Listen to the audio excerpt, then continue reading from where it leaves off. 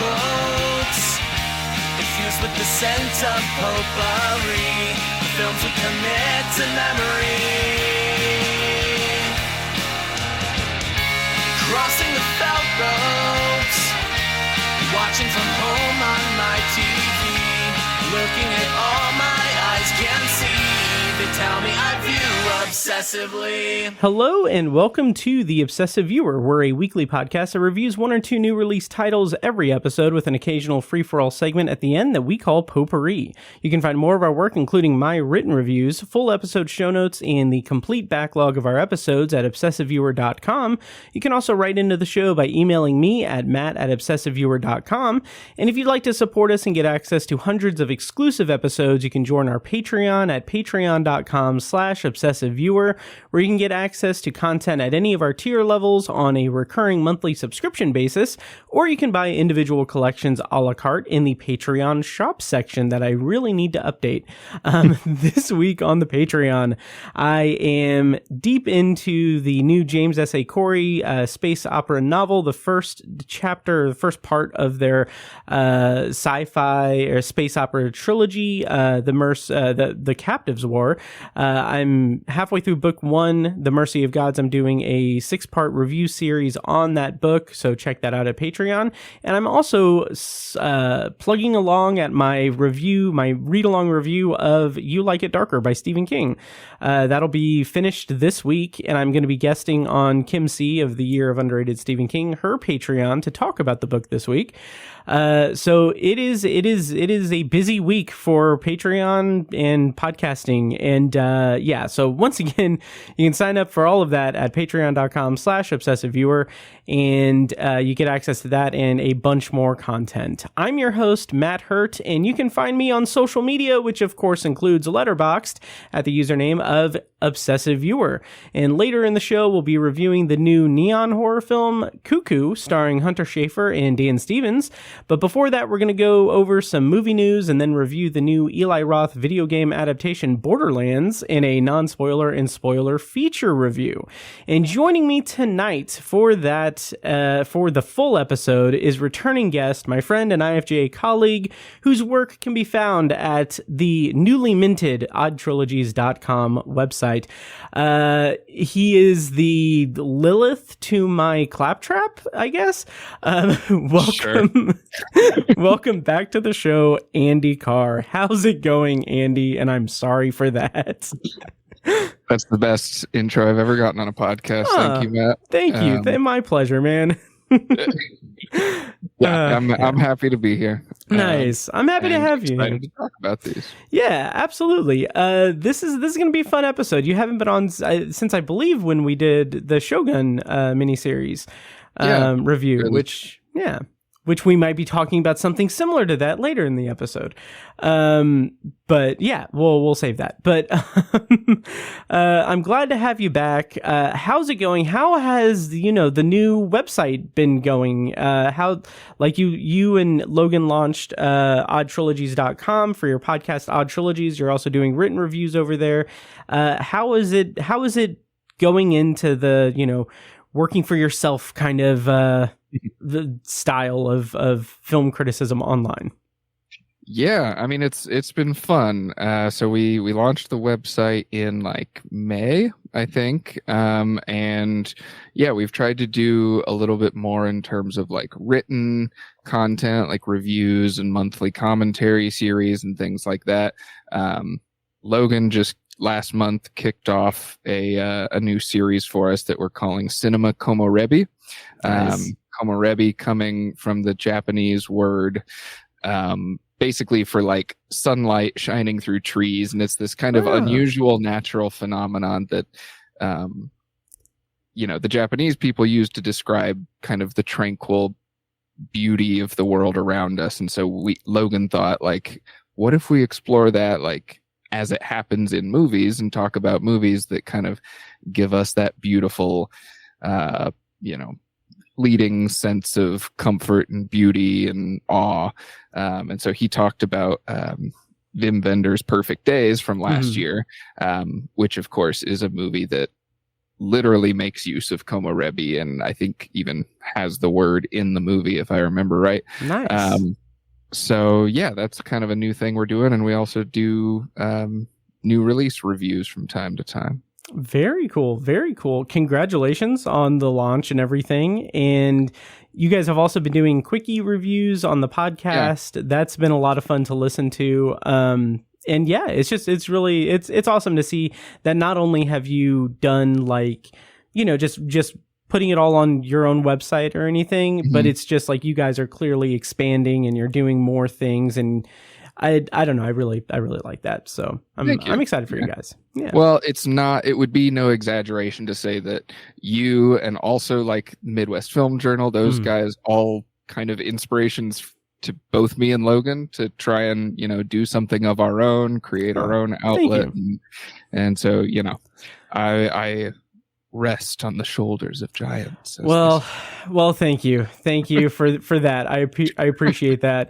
It's funny, like you say that, and like I'm very flattered. I'm very like, I think that's very kind of you to say.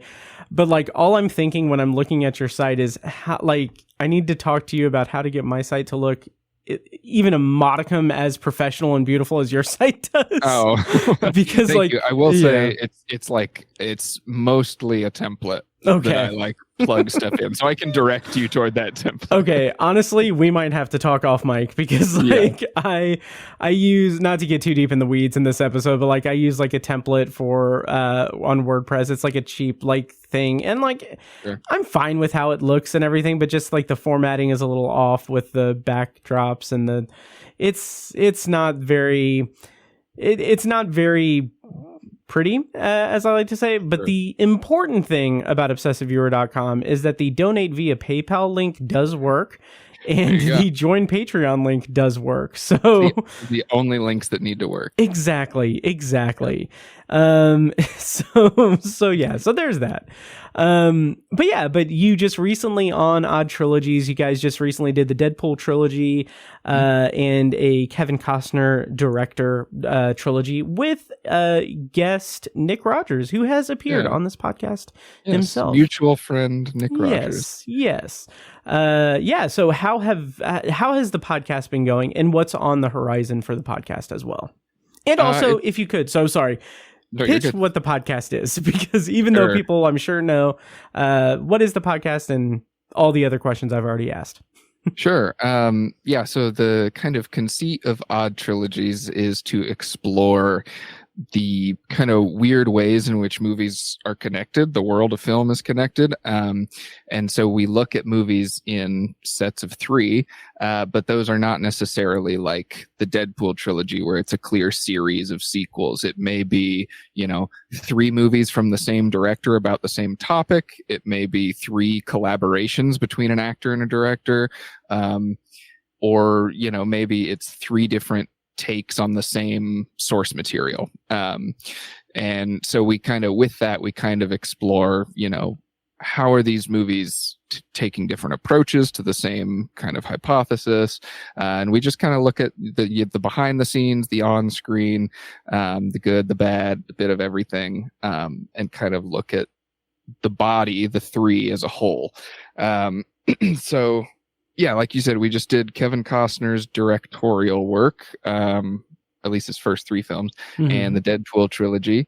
And coming up for the end of August and start of September, we're doing back-to-back Alien trilogies. We're doing the original run of sequels to the original Alien. So we're talking Aliens, James Cameron, Alien 3 or Alien Cubed from David Fincher, and Alien Resurrection in our next episode. And then 2 weeks after that, we'll be talking about the kind of the triple attempts at sort of rebooting or maintaining interest in the Alien movies with Prometheus, Alien Covenant, and the about to release Alien Romulus.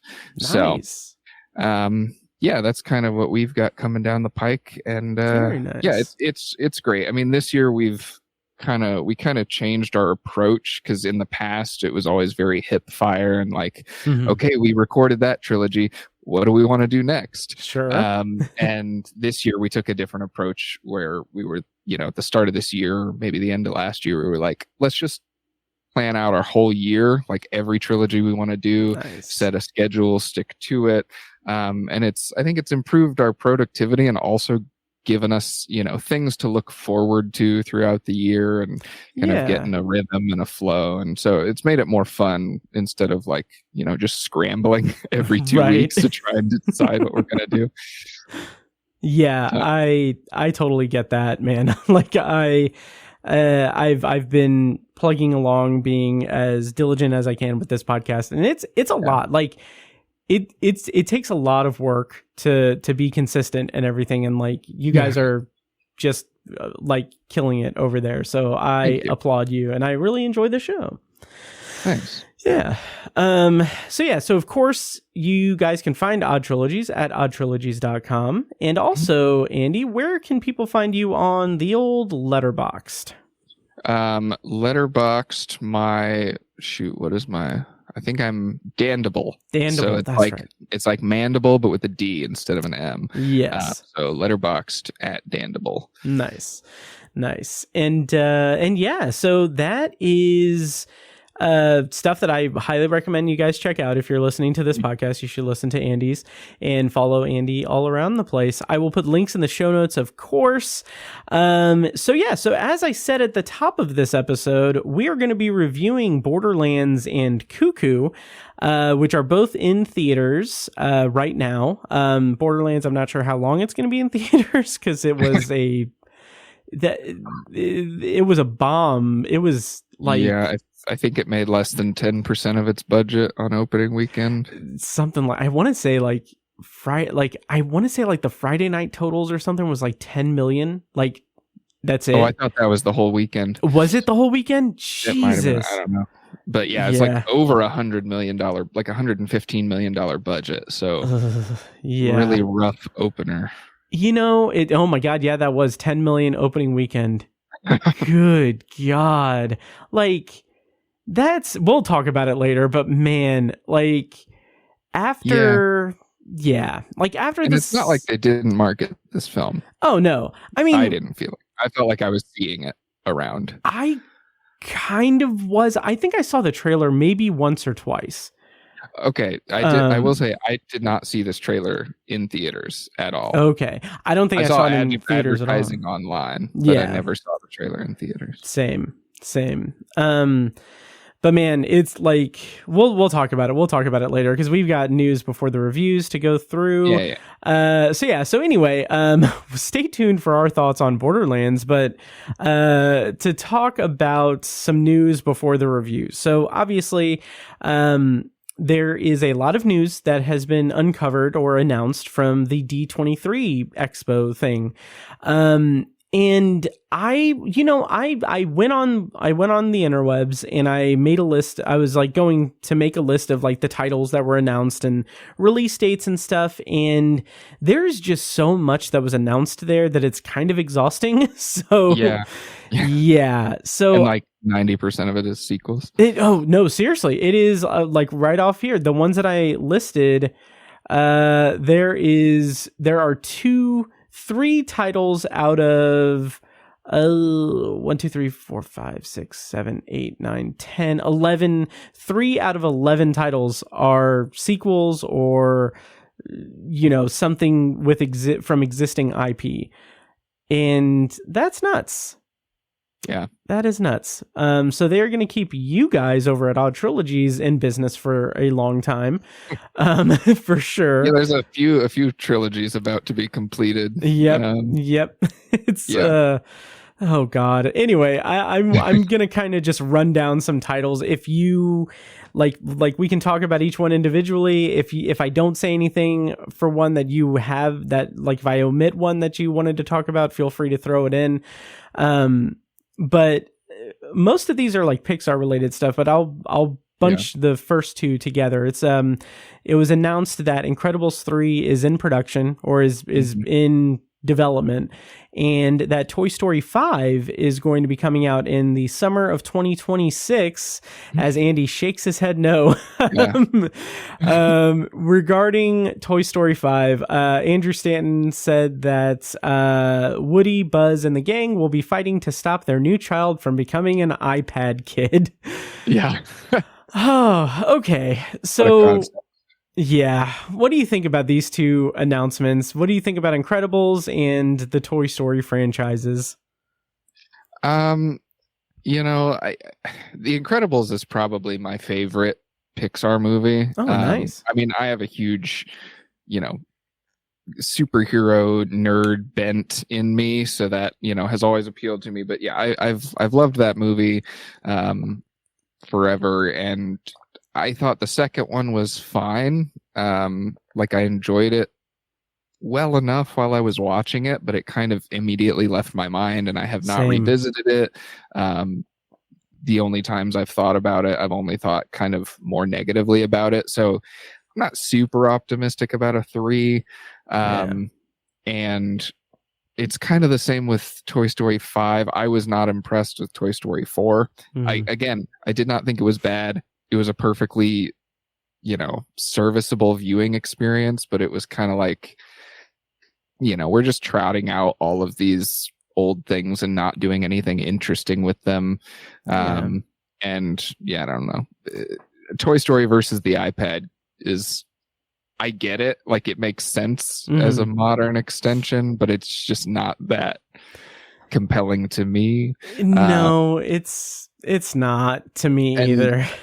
I think more than the individual announcement of either of those, it's more, I groan more at kind of how they're emblematic of Pixar's approach moving forward. I think Bob Iger said a few months back, so I kind of saw it coming, that they were going to focus more on their popular established IPs rather than making new content or new films and stories. And you look at the last few years and you kind of get it, because a lot of their original stuff did not make a ton of waves. Sure.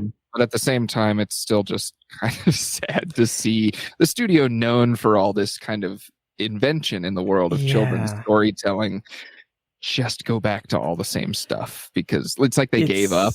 Like, they tried and they gave up. Yeah. Oh, absolutely. And what's such a shame is that, yes, if the original stuff hasn't been working all that well or anything, even with it being something that's even with their original stuff hasn't been working that well, but also their original stuff has been coming out right before the pandemic, during quarantine, during like while theaters are literally not open. So like they had like Onward, their original stuff Soul, is not getting the fairest shake in terms of like reach. Exactly. Yeah, and there are some good ones in there. Like I enjoyed Onward for what it was. Sure. Soul was great, I thought. Yeah, I really liked Soul. Yeah, Luca was cool, and Turning Red was whatever. It was fine. I think I think Soul was my favorite out of all of those, but honestly, Turning Red probably felt the most like them taking a swing, and so I admired it for that, even though I wasn't like over the moon about the movie itself. I was like, hey, you guys are trying something here. Exactly. And it's funny because like, I don't know, I haven't really said my thoughts on Inside Out too publicly on the podcast or anything. But I actually enjoyed it. I thought it was a really surprisingly good continuation of that story. And that kind of feels like maybe that franchise is an outlier in terms of something that they could make potentially sequels for, because of the style of it, what that movie is. And not to go on a tangent or anything, but I have said for years, that it would be so interesting to see someone take the Inside Out concept and make a movie, not necessarily a kids movie, not a Pixar movie, but make a movie where it's the same concept as Inside Out, but the emotions in the child's mind are realizing that this child is a budding serial killer.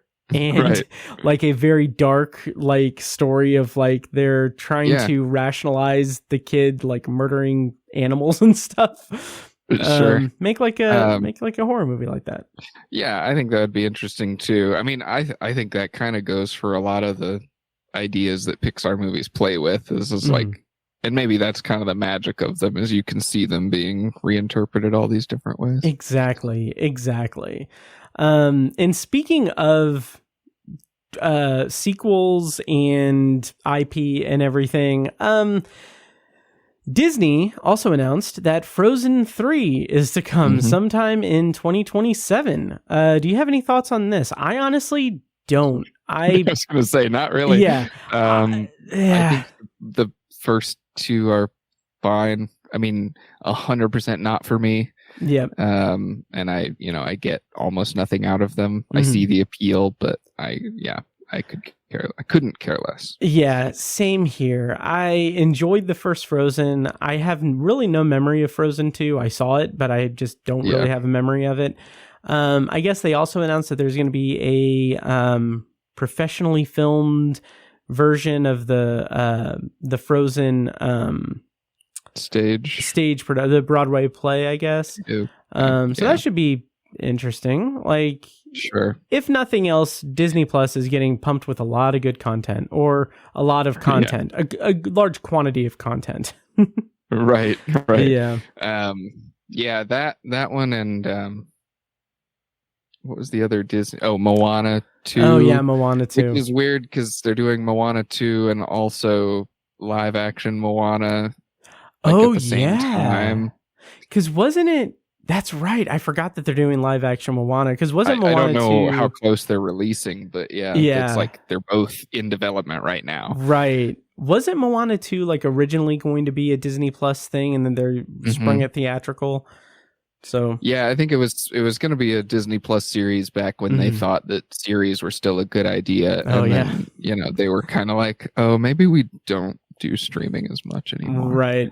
Yeah.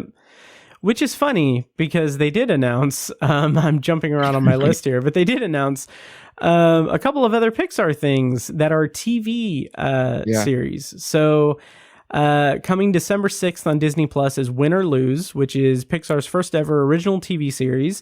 It introduces us to the Pickles, a softball team gearing up for a championship. We'll ride along with 8 different characters, including insecure kids, helicopter parents, a lovesick umpire, and the Pickles coach, voiced by Will Forte, as they prepare for the game of their lives. Again, that's coming December 6th on Disney Plus. How do you feel about that? I mean, sure. I guess, something developed from the ground up as a streaming series appeals more to me than like, here's a spin-off of a movie we made as a streaming series. So sure. Yeah. I mean, it's not something I'm going to, get all excited about, but, sure. Sure. Yeah. Try something else. Here's a pitch for you. If it happens to have a run of episodes that is a multiple of 3, you can do a couple of odd trilogies on it. Yeah. If it's not divisible by 3, I'm not interested. Exactly. It's so funny too. Just as an aside, your video froze a little bit here. The sound is fine, but it's like super creepy because you're just smiling and frozen. But the other Pixar related TV thing is, this is the one thing of this list that I'm probably the most excited about. They announced that Dream Productions is going to be a thing. It is an Inside Out spin-off about the Dream Factory inside Riley's head. The show takes place between the events of Inside Out and Inside Out 2 and will be airing sometime in 2025. Does that interest you at all? Sure. I don't know. I'm kind of, about all of the Disney announcements, I'm kind of either ambivalent or indifferent. Yeah. It's kind of like I'm like, I just don't know I can't get a read on what Disney's after right now in all of their different facets, the Marvel and the Pixar and the Star Wars and everything. Yeah. I did not list anything Star Wars related or technically Marvel related either. It's so overdone, really. Yeah. And I have two other things here that I want to talk about for the D23 part. One is not going to be much conversation. December 19th, 2025, in theaters will be Avatar, Fire and Ash. Ah, yes. The project that James Cameron will die making. He will, and I will die not giving two shits about. Honestly, it's so I don't get it. I just don't get it. Yeah.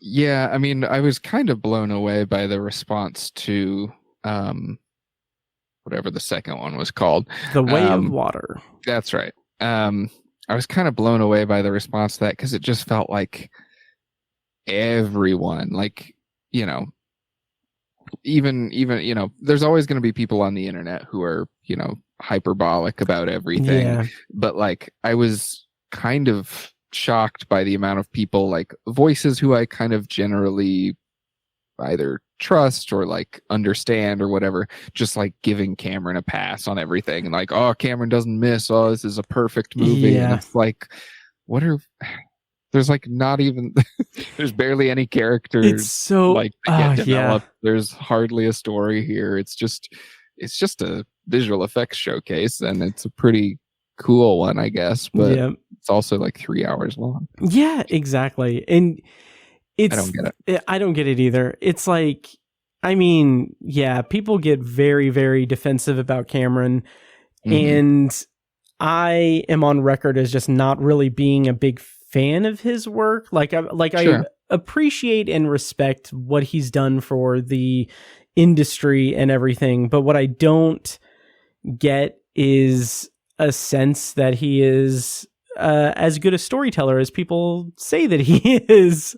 Sure. And I think most of that is people giving him that pass, saying like, well, you know, he's a great visual filmmaker and everything, so it's okay that, you know, the love story in Titanic is a little wishy-washy, and it's okay that, you know, Avatar is like nothing. Like, it is a nothing plot.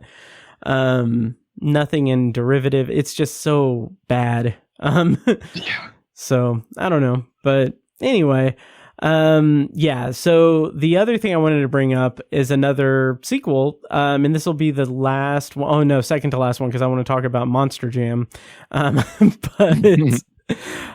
Tron Ares. It is coming out October 10th, 2025, and it was announced that Nine Inch Nails is doing the soundtrack. Right. Are you a Tron fan at all, Andy? You know, I think Tron, was it Legacy, the sequel?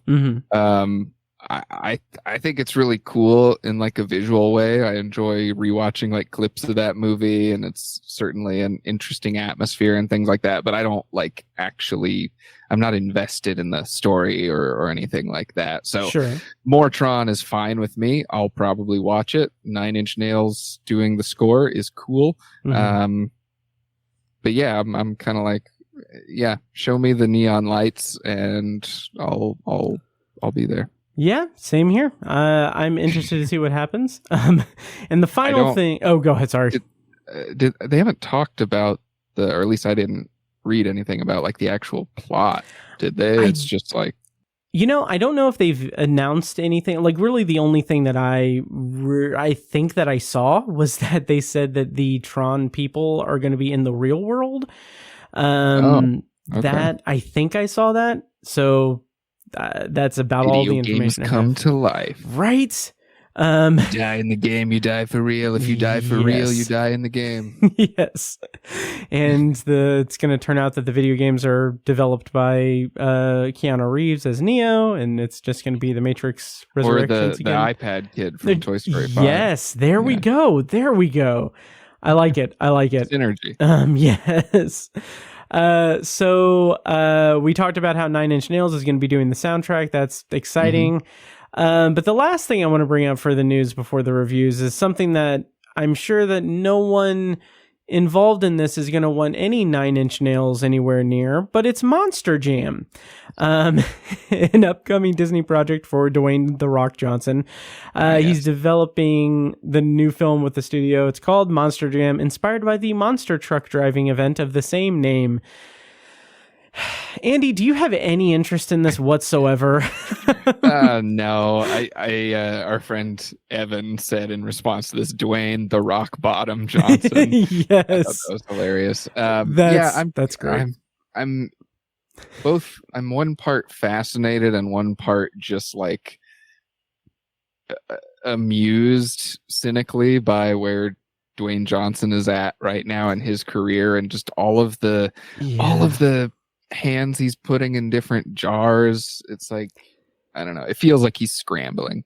Absolutely. It's so interesting to see for a multitude of reasons, but it's really interesting to see like the trajectory of him and like Zachary Levi. Like they both have just like, it's just, I mean, I think Dwayne Johnson has quite a bit more star power than Zachary Levi, but and a lot more success. That too. But like, it's just so, I don't know if it's the DC EU eating them, chewing them and spitting them out or what, but like even like Jungle Cruise, that I want to say maybe it was Evan who pointed this out as well. I think maybe in like his review of Jungle Cruise or something, he had mentioned that Dwayne Johnson has never had like sexual chemistry with anyone on screen.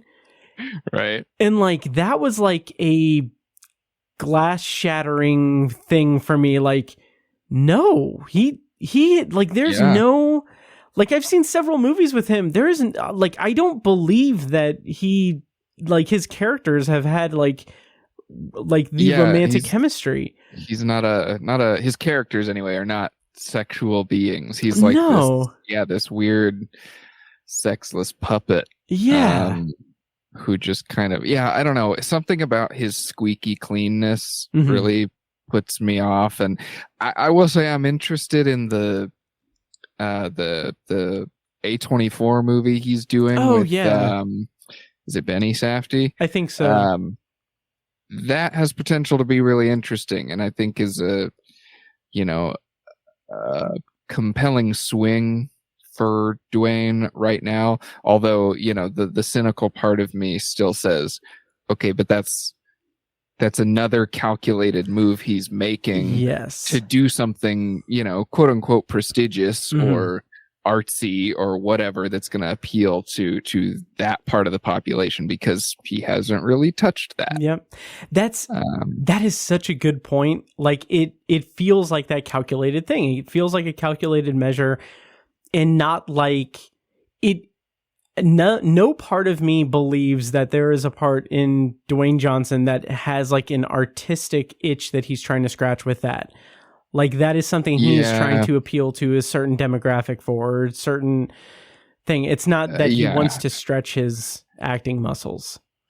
Right. I don't think he would have been driven to do a movie like that even 2 years ago. No, like I think it's like the failure of Black Adam and things like that. The XFL or whatever not going off as beautifully as he expected. That now he's kind of.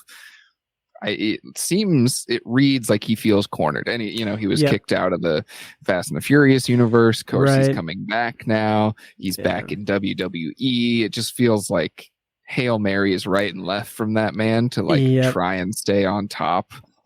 And it seems like the Oscar campaign is a part of that plan. Yep, absolutely. We'll see what happens, though. I don't remember what the name of that movie is off the top of my head. The Fighting Machine, I think. The Fighting Machine. Okay. Fighting Machine, or not Killing Machine. That would be. No. I think it's The Fighting Machine. Sure. Well, we will, I'm sure, be seeing. They didn't talk about that at D23. They did not. They did not. Do you know what else they didn't talk about at D23? The Borderlands movie. That's right. Yeah. Are you ready to get into the featured review? Get into it. All right. So, of course, we're going to be reviewing Borderlands and Cuckoo tonight. Borderlands is the feature review. We are going to talk about it in a non-spoiler and then spoiler review. When we switch to spoilers, I'll play a clip from the show or clip from the trailer, and you can navigate around it using the timestamps in the show notes of this episode, which are available in your podcast app or at obsessiveviewer.com/OV438. You can find timestamps to skip around to our beautiful voices at different parts of this episode. So before we get into the review for Borderlands, Andy, I want to ask you what your experience is with the Borderlands video game franchise. How do you feel about Borderlands, the video game? And I guess I'll really quickly just bring up the premise and everything, and then we'll get to you. So Borderlands, the movie is in theaters now, came out in theaters August 9th, 2024. The premise, according to IMDb, is based on the best-selling video game. This all-star action adventure follows a ragtag team of misfits on a mission to save a missing girl who holds the key to unimaginable power. When I read that premise, I thought that it would give more detail about the Borderlands universe to bring us into the talk about the video games, but it didn't. So, Andy, to circle back to my question I didn't let you answer, how do you feel about the Borderlands video game franchise ahead of seeing the movie? So I mean, I would call myself a fan of Borderlands, I guess. I mean, in the sense that they are, at least until now, a video game franchise. Mm-hmm. And I have always really enjoyed the video game aspect of it, the gameplay, the gunplay, the looting and shooting and doing goofy side quests and picking up strange guns and blowing enemies away with it. I've always loved that part of the game. I have played through Borderlands 2 several times and nice. Borderlands 3 a couple times. Super fun games. Love the aesthetic too and the world building of it. Not a property I ever cared to see a film adaptation of. Mm-hmm. I don't think that franchise's strength is storytelling. No. Or writing or character development or anything like that. All, kind of generally core aspects of cinematic stories. So, I guess, completely abstractly, the only thing that would appeal to me about a Borderlands movie really is if they can capture that feeling of the gunplay and the random weird wild weapons and the looting and all that, which is not something I would expect a movie to really do. But if you were going to do a Borderlands movie, to me, that's the important part. And we'll get to it. But this movie doesn't really do any of that. No, it doesn't. And for my taste with the video game franchise, I'm someone who, in terms of any form of media I consume, I am very much story first. I want an engaging story, especially in video games, because I kind of cut my teeth diving into video games in the PlayStation 1 era with Metal Gear Solid, and I was oh my god, I'm playing a movie. And following the plot's great and everything. So I always want a very good story-driven video game experience. Borderlands is not quite that, but the gameplay, like you said, is really good. The focus on co-op is really cool. Yeah. You can drop in, drop out with just a team of people, up to 4, playing side by side, killing monsters, getting loot. It's a lot of fun. Plus, the animation style is really cool. It's the cell shading, kind of very colorful, vibrant story visual styles. Wonderful ground for an anime or an animated film. Not live action. What are they thinking? And not Eli Roth. Even though I will say I was a huge fan of Thanksgiving, but sure, I enjoyed Thanksgiving. But different movie. Very different movie. And this was just not to my liking. So Borderlands the movie is out now. The premise I already read. Director was Eli Roth. Writers were Eli Roth and Joe Abercrombie.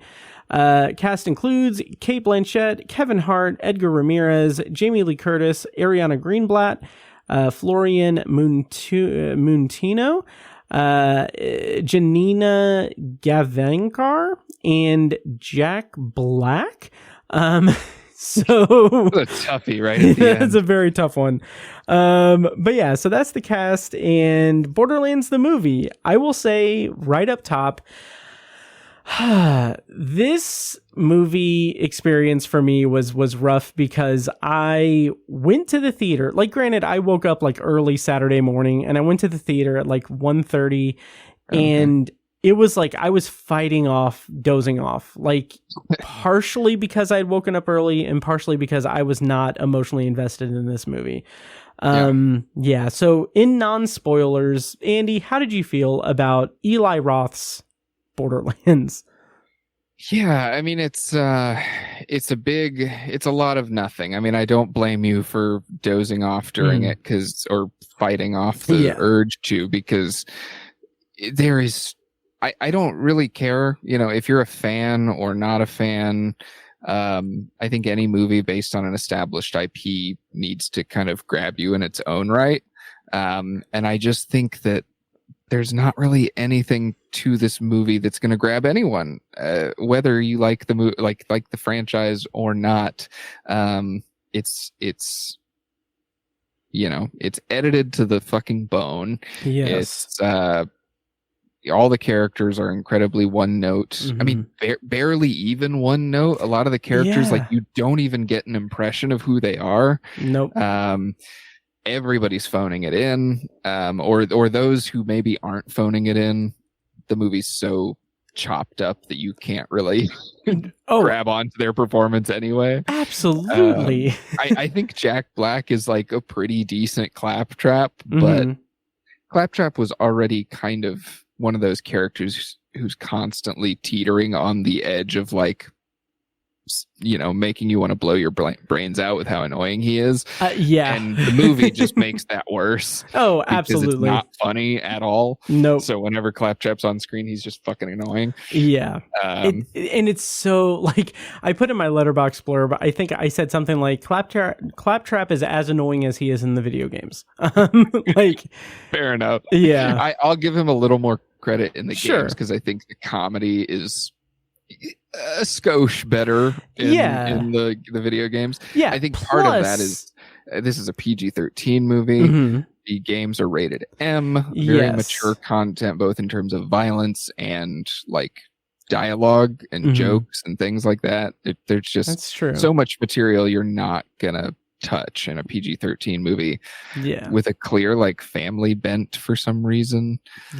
I don't know. I think this movie is a massive miscalculation on every front, and, like, both in conceit and execution, none of it works. It's it's safe I think to call it one of the worst movies of the year, probably. A studio movie. Oh, absolutely. And one good thing about it for me, like a little bit of a double-edged sword, is that I'm glad that it bombed so severely, because this is, I think that it would be interesting to kind of put it toe to toe with, like, The Last of Us. The Last of Us on HBO was an extraordinarily faithful adaptation and just well regarded. It was a juggernaut because it was so faithful and because it was done with such care and is so, like there are moments in that series that are, like, just exact representations of what happened in the video game. Borderlands, like you said, is a PG-13 adaptation of a rated M video game that admittedly is light on story, but is very stylish and very stylized. Like, why not commit to that tone, that style, instead of watering it down to try to appeal to a more mass audience when you also don't have the story? Like, Yeah, I mean, I guess it's, I kind of wonder, video game adaptations have come a long way, as you just, exemplified with The Last of Us. But I think there is still kind of that among studios, kind of that attitude of like, it's untested, do people really care about it? I mean, it's video games, it's, nerd shit. So like, when they adapt some property that's never had that cross media exposure before, I guess maybe the inclination is, well, let's dilute it so that it's more widely appealing. Right. But like when has that ever worked out? Yeah, never. Like I can't think of one instance where, they did that to a video game and I mean, I guess you could say Sonic worked out. I mean, those movies are successful. I hate the first Sonic movie. I think the second one's an improvement, but yeah, I just, it's so strange that, video games have been around for over 40 years now. And we've been making movie adaptations of them for like 30 years or more. And we're still kind of making the same sort of overly trepidatious mistakes as if it's some brand new form of media that we don't understand. Yeah. It's so frustrating. And I had this thought multiple times during this movie. I had two like continuous lines of thought throughout this movie. One is, keep your damn eyes open. I do not want to fall asleep, because knowing how I am as a person, if I were to doze off for a considerable amount of time, I probably would have felt compelled to go back another day and see it just for the purposes of the podcast. Don't do this to yourself. I know. So I was like fighting it so hard. And the other thing I kept thinking was, like, as background, my favorite video game franchise overall is Mass Effect. I love the Mass Effect franchise. Yeah. The Mass Effect trilogy is incredible. Numerous times throughout this movie, I was like, yeah, I'd be fine if they never make Mass Effect. Please never make Mass Effect. Like, I don't want to go through this with Mass Effect, because that would destroy me. That would be like Dark Tower level destroying me. Dark Tower movie destroying me. But yeah, so I kept having that thought, just because, like, it feels, another kind of point of reference that I'll make between this and another movie, and I think that they're very similar movies and similar in terms of cross-media adaptations, is the D&D movie last year. Sure. That was wildly entertaining. I was very entertained by that. Yeah. It was an adaptation of a role-playing game. It was fun. It captured that experience of playing. Yeah. You know what? That I think is the difference right there, is it, without doing the game mechanics of D&D, that movie captures what it feels like to be in a group of people sitting around a table spitballing this adventure. Right. Like, that movie carries that energy. The Borderlands movie needed to carry the energy of playing the game. And like, if they had spent 10 minutes actually playing the game in real life in preparation for this, I feel like they could have nailed that, because of that co-op feature in the video game. Like, it is such a fun kind of, like, having different classes, having different, like, strengths and superpowers and everything. Yeah. And like, just the feeling of dropping in, playing, and going toward a common goal, looting, getting like upgrades and everything. Like, it could port pretty well to film if they had any intention of doing that. Right. And this just seems like such a cookie cutter, like, this feels like what a studio executive thinks. Like, it's like someone in the crew sat down with a studio executive saying, like, okay, this is why Borderlands is fun. And then the studio executive says, like, oh, okay, well, sure, that's probably interesting for a video game. Let's just make this a movie, though. Like, make this a movie. Don't worry about that. Make this a movie. Here's your money. And it just doesn't come across. Yeah, I mean, fun. it's just a weird. This is not the game that you adapt if like the only thing you're really adapting is the story. You know, I mean, it's not a story forward game. No, it's not a game where the story is of especially high quality. Right. Or, you know, depth. I mean, you know, the Borderlands games have their defenders in terms of the story, and I think there are some great strokes in there and some fun villains and, you know, caricatures and things like that. But, you know, the thing that makes Last of Us, or the reason I think that the Last of Us show was such an easy win is because the Last of Us games it's all there already. Like the story is perfect as is. It's delivered in pretty much the perfect way. Like, kind of in spite of being a video game, it manages to be a beautiful cinematic story.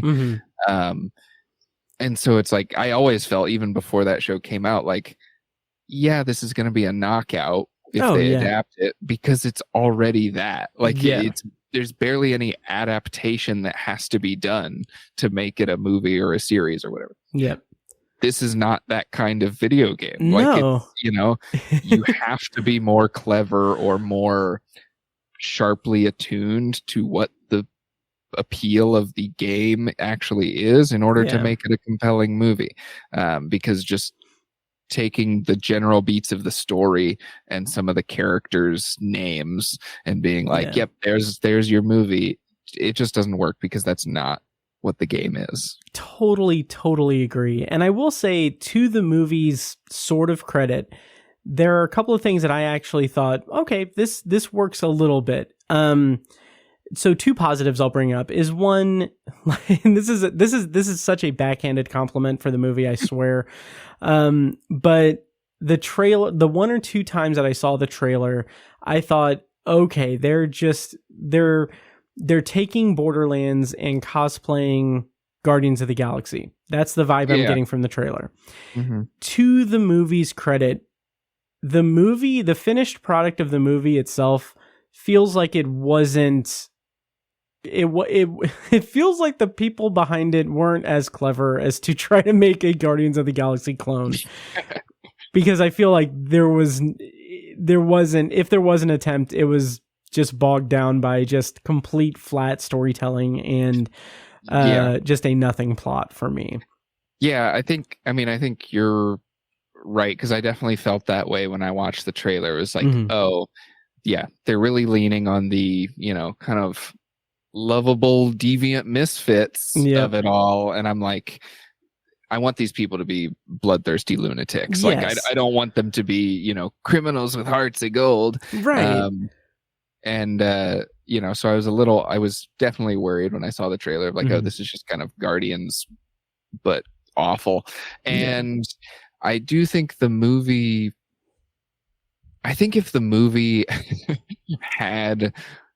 if it was more competent about telling its own story, we probably would have gotten more of a Guardians knockoff, but it's just so incoherent that like, it never even really takes the steps to get there. I mean, I guess you could say at a bare bones level, it's still that same kind of story. It's so, you know, hardened criminal joins up with other hardened criminals and they do a good thing.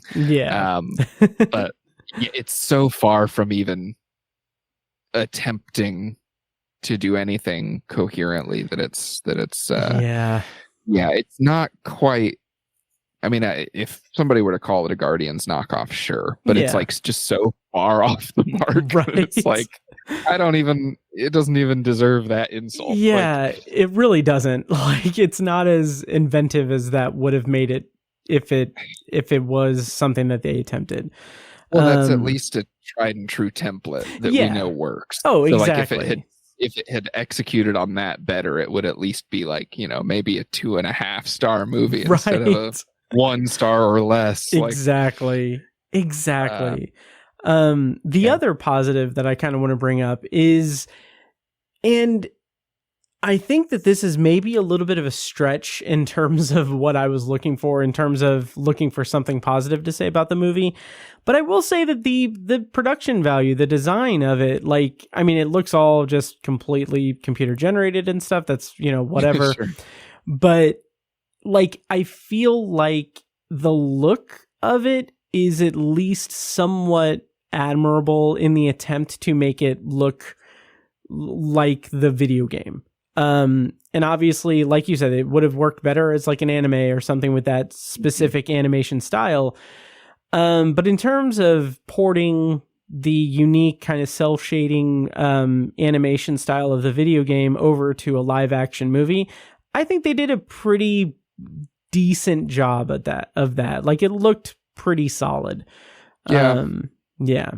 I'll agree with that to an extent, and disagree on some other aspects of that, because I think I will say the colors of it, I was impressed that it went for that fully saturated kind of cartoony color palette. And I remember thinking throughout the movie, I was like, wow, Cate Blanchett's hair is like neon orange. Like, this is the most orange hair I've ever seen in a live action film. And some small part of me, maybe I was grasping at straws mentally, but like some part of me was like, well, that's cool. Like, the colors are so bright. Maybe it's just so many studio IP movies are so bland looking. It's effective. It's effective at distracting you from just how badly Cate Blanchett does not want to be there. It seems. But I think so I think some elements like the colors and maybe some of the environments are pretty well done at, capturing the look of the games. I still felt like a lot of the like costuming and prop work was really stagey. Given how the whole look of the games is like everything is beaten down and has been here for 50 years or more and is in shit condition. Everything's weathered. In the movie, they do that, but it's like it looks like everything has been treated to look weathered, and instead of like all of the stuff actually looking like existing in that place, it just looks like a lot of kind of Party City decor or like cosplay stuff. I mean, even things like small details, but like the Crimson, whatever, the Crimson Army, the red guys with the rifles who are hunting the main characters, their helmets are enormous. Like, I don't know why they couldn't. It was like, I don't know, do we not have the 3D printers to make trimmed, well-sized things? Are these massive things? And like, if you look at the characters in the games, they don't have giant heads. It's not like a thing that they were adapting. And things like the guns too just kind of looked rubbery, or like you just took a real gun or a replica gun and kind of slapped some plastic on it to make it look like a sci-fi gun, which is really, really frustrating, because the eclectic collection of weapons in the video game, that's one of the most fun aspects of the game, is discovering weapons and stuff. There's like none of that in this. Like, they look different and they act different, but like there's no like, not really, they all just shoot bullets. Like, they're all just exactly, yes, none of them do anything. There's no like some big power up thing. Like, I would even have taken like them having to get a MacGuffin of a weapon so that they could like overpower someone to do like something. Just give us anything. And you could pass that off as like an Easter egg to the games, where it's like some legendary weapon. Because the game has weapon tiers and rarities.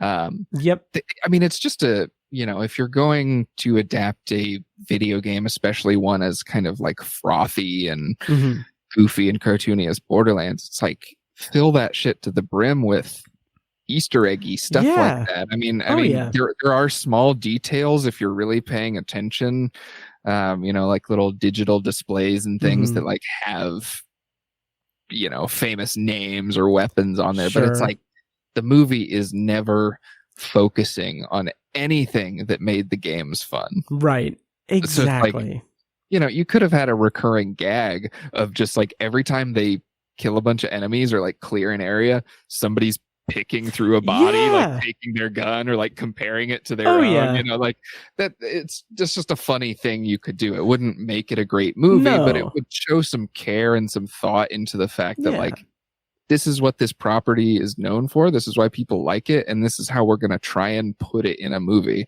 Yep. I think one of the most glaring, at least to me, one of the most glaring absences or like, you know, things omitted from the movie is just like, the variety of guns and the weird shit they do. Cause like, you know, in Borderlands, yes, you have the boom boom machine guns and pistols, but you also have energy weapons and flamethrowers and bullets that track your targets, like heat-seeking bullets. And, oh my god, those are so good. Weapons with 2 firing modes that you switch between and things like that. Like, how cool would it have been to just see fucking Kevin Hart fold his machine gun and turn it into a grenade launcher or something? Like, I don't know. Yeah, you know, anything like it's that. Easy shit. Like, it's not like that takes a lot of planning or development or whatever. And in terms of like the lack of like running gags or anything, like what we get is like Cate Blanchett just reacting to people in the same scene multiple times, calling her a vault, like a vault. I can't remember vault hunter. Yes. And it's just like, okay, you've said this like 3 times in the same scene. Like, it's not funny. Like, it's like, okay. Yeah. It's such a weird joke to zero in on. Yeah. And I guess that's just emblematic of the whole movie, is like, this was their funniest joke. Yeah. And it wasn't. It's incredibly lazy. They should have had anyone punch up the script. Yeah. Yeah. I mean, because that's pretty much, you know, there might have been like 2 times that I laughed in the movie, and they were, you know, little nasal exhale laughs, but like, you know, there were moments, but they weren't like the jokes as written. It was like little physical comedy happening in the background or whatever. It's just, zero thought put into not just the storytelling and the character development, but like the joke writing too. Like, and you could literally just pull jokes from the games if you wanted to. Like, the games are that kind of, you know, rapid fire, acidic, arguably annoying kind of timbre of comedy.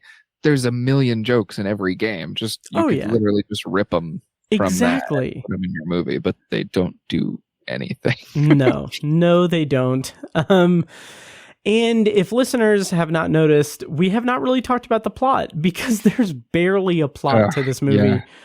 Do you want to go into spoilers, by the way, to kind of just dive into what a little plot there is? Okay.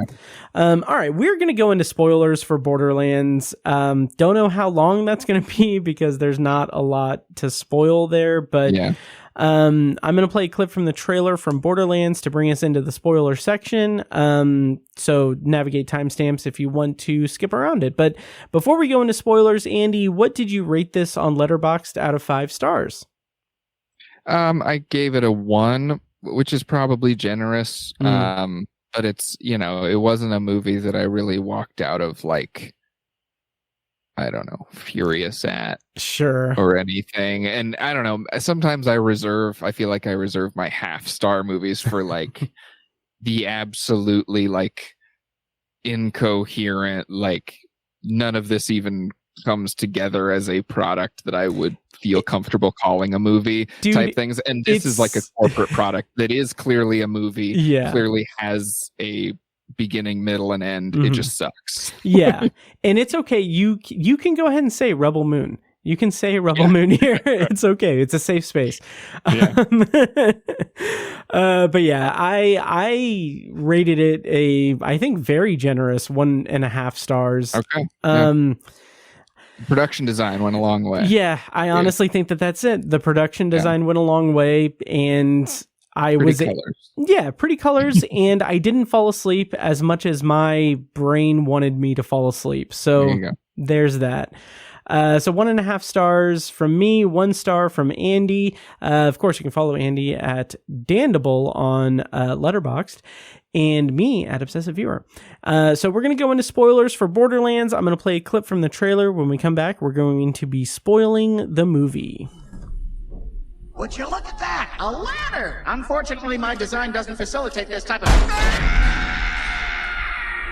Well, destiny awaits.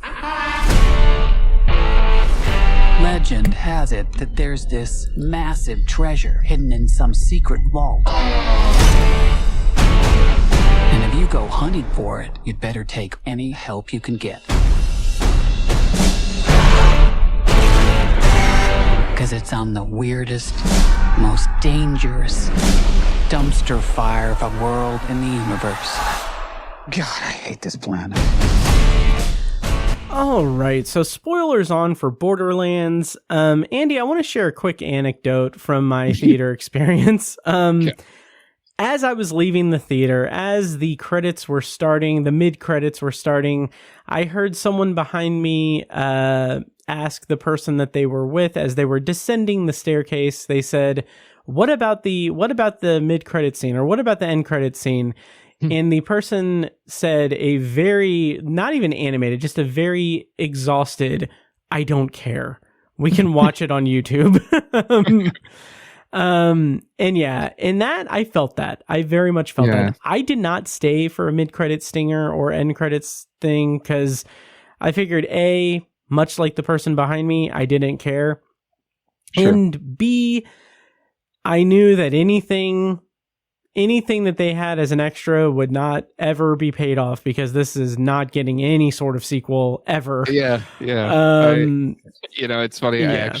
I saw this with Logan, my co-host, and I turned to him like maybe 20 minutes into the movie, like saying, I hope to God that this, like the end of this movie or the end credits or something, is a stinger for a sequel that's never going to happen. Like that just would have brought me so much joy. Like if Handsome Jack from Borderlands 2 was teased or something, and it's like we get some insane casting for Handsome Jack, only to never see him again.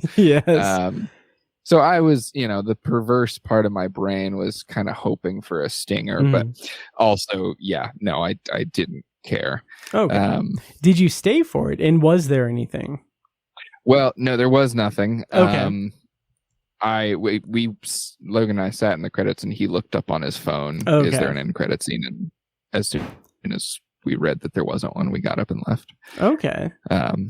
But yeah, I did think with the way the movie ended in the vault, I did think that there would be some follow-up in an end credit scene, because they go to the vault and they don't do anything with the vault. And here's the thing, and like, I don't want to say I respect the movie for this, but sure, I will say that one of the reasons why I think I've really only I played the first Borderlands completely through. I beat the game. I played a little bit of Borderlands 2, but I wasn't that invested in it. I think specifically because Borderlands ends with us getting to the vault and beating the like big thing, and then that's it. Like there's nothing. Yeah. Well, it's because it's basically treated as this kind of reveal or twist in the first game, because the Commandant Steele, I want to say, is the name of the villain. She's like the military leader who you're racing to the Borderlands or whatever. She opens the vault and gets immediately killed by a monster that comes out of the vault. Yes. And then that monster is the final boss that you face. And so it's kind of this reveal of like, oh, the vault was not a big treasure trove. It was locking away a beast that should stay locked away. So that was, that's okay. And of course the sequels kind of retcon that, and it turns out the vault actually is valuable. But that,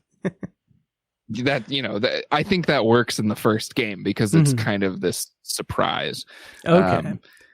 But in the movie, it just kind of they go into the vault, and then it's kind of unexplained how Kate Blanchett's character, or sorry, Lilith, knows that there's a monster in there, and she feeds Edgar Ramirez to the monster, and then they just fucking leave. Yeah. But it's not like some reveal that there's a monster in there. It's not like they play it like this big shock. None of the vault hunters, none of the main characters seem to care what's in the vault or anything like that.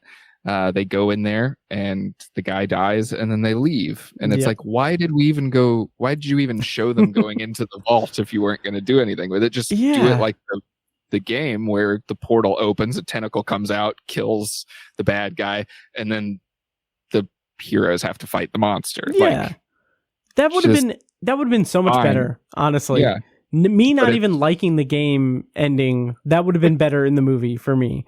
It was just such a weird choice to be like, oh, we are going to go into the vault, but we're going to show you the vault, but we're not going to tell you anything about the vault. Yep, we'll save that for the sequel. And it doesn't even tease more to come. No, it doesn't. Not that it should or that it would matter, but it's like, it's strange how little it offers, and that it doesn't even have the I don't know, not decency. It doesn't even have the weaseliness to pretend like there's going to be more. It's like, we're not putting enough effort in the story in this go. We're not going to bother teasing anything that we're not going to have any effort for later, that we're not going to put the energy into making any better. Yeah.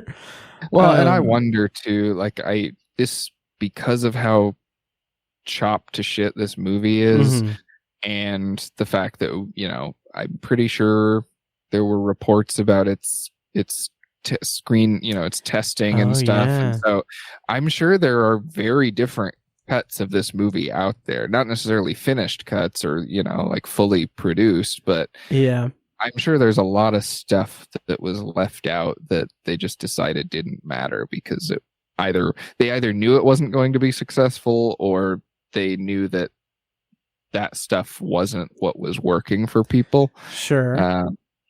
But yeah, I am kind of curious what other Borderlands shit, what other like potentially franchisey shit got cut out. Yeah. Oh, absolutely. And I'm curious, I feel like, maybe I'm misremembering something, but I kind of feel like there were reports that, I might be mixing it up with something else, but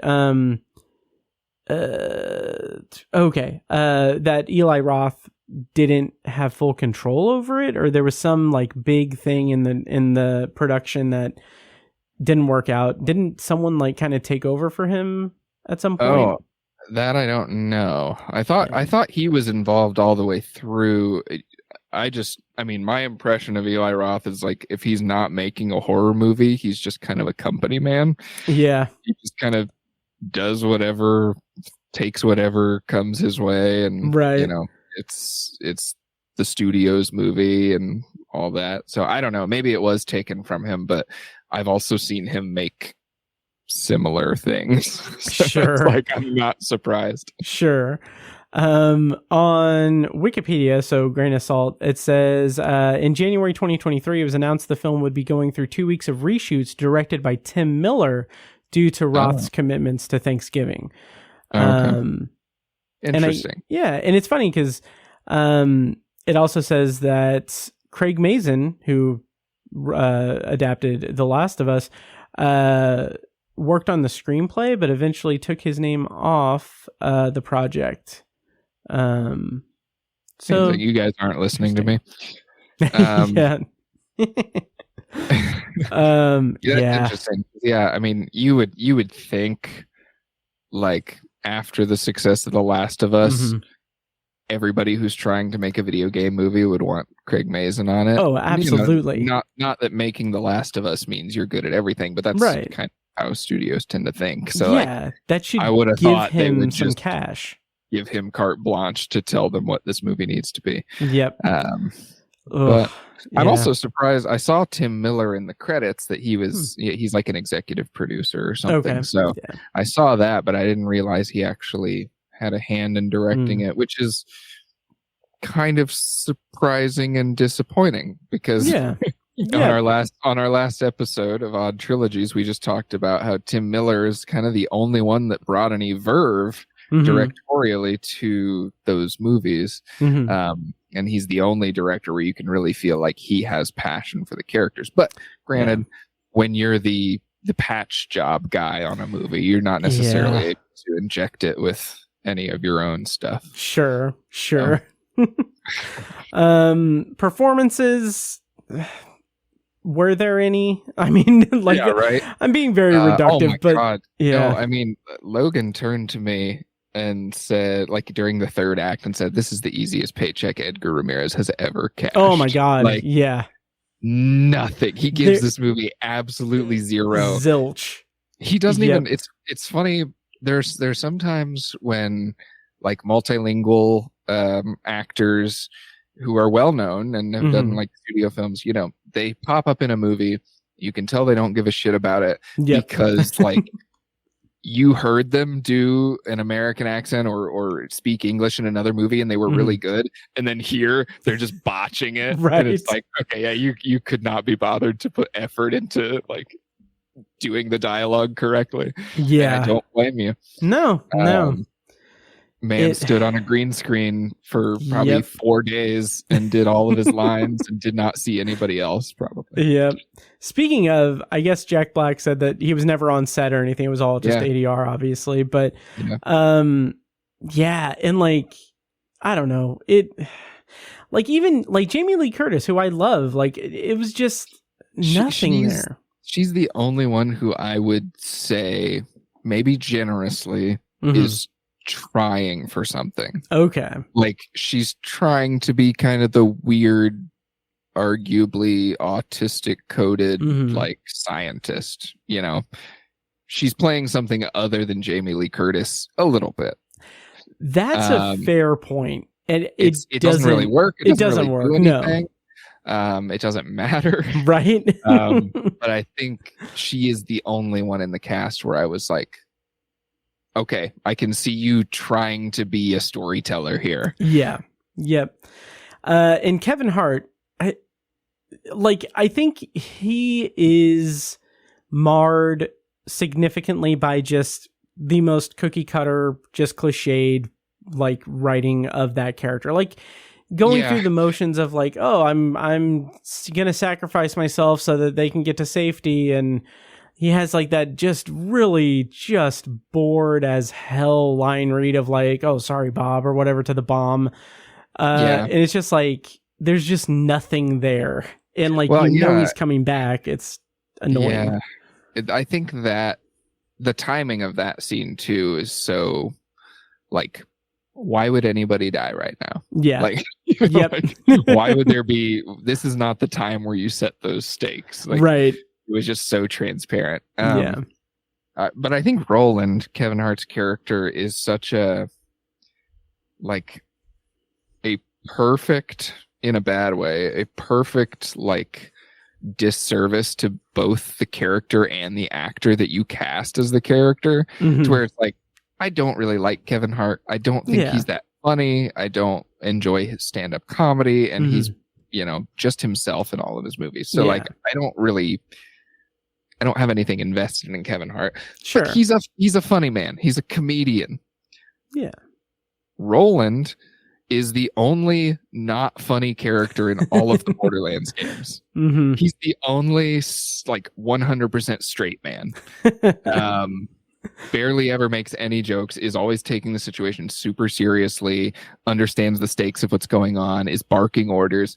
So why are you putting the guy who's only good at being funny, and that's arguable, but the guy who is successful at being funny, there you go, as the one guy who does not get to be funny? You have clipped Kevin's wings, and you have taken away the only unique aspect of the character, in that he is kind of the most serious in the movie. Like, he's the most serious character in the movie, but he's still like kind of cutting it up as much as anybody else does. Sure.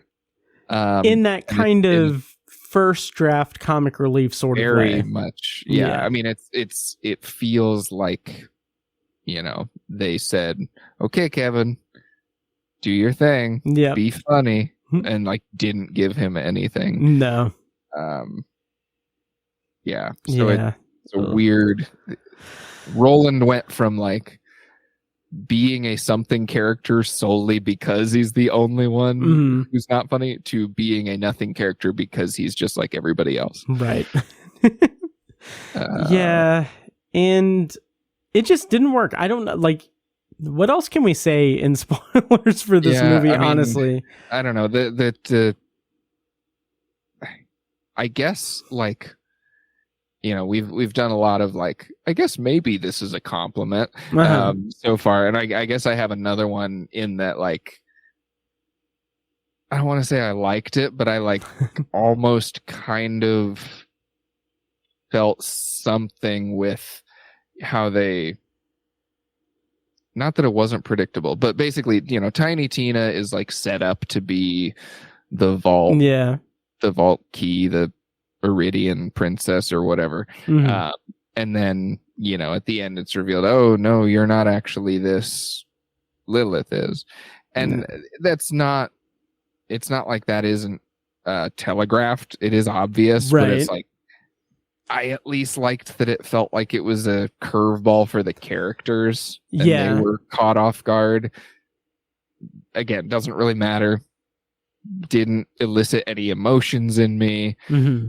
Nobody, but it was like at least that was like a slight curve in the story. Yeah. It was, it was like, solid enough. It was the one attempt to do anything interesting, I guess.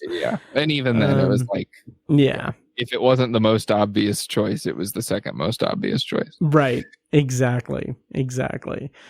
I don't think I have anything else in spoilers for Borderlands. I don't know. I would, at this point, I would say, would you like to see a sequel or what have you? But that's never going to happen. Would you like to see someone try to adapt it again? Do you think Borderlands is a property that is deserving at all to make the jump properly to film or television?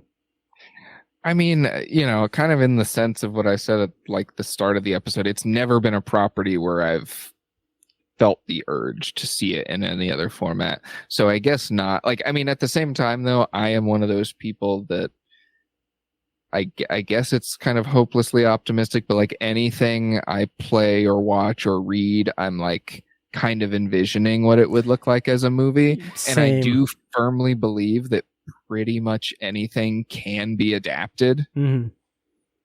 It just, is a matter of complexity of how you adapt it, or delicacy of how you adapt it, or whatever, you just have to, the window gets, the needle gets smaller and smaller, but it's always there. Absolutely. To be threaded. So in some sense, I'm like, sure, it'd be fun to see somebody who gives a fuck try and make another Borderlands movie, but I'm also not really sweating it. Like, it's not something I ever need to see, but sure.